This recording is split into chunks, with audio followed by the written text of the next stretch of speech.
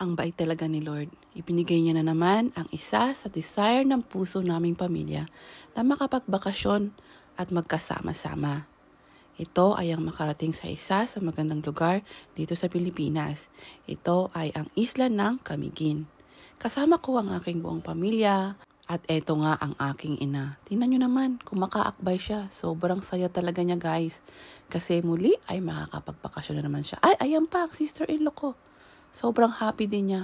At yes, ito na nga, papunta na kami sa Camiguin.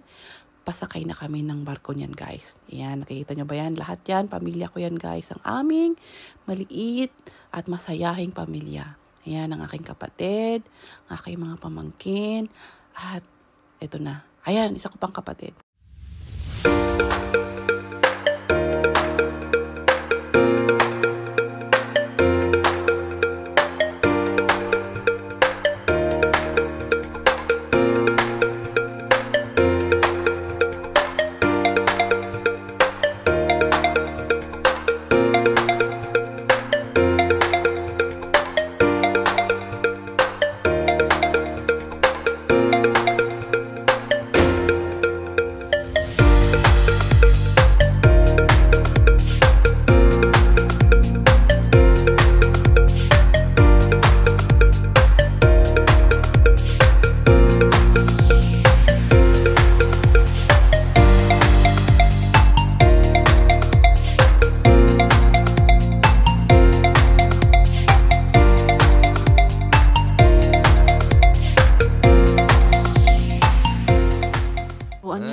Huwag kayong magtaka guys kung ba't ganyan ang mukha ko. Binagyo kami ng mga oras na yan. Nakita nyo bang lakas ng hangin?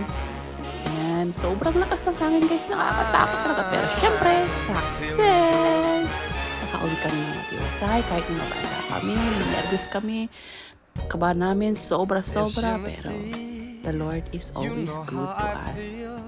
Lagi na tayong iniingatan. Salamat!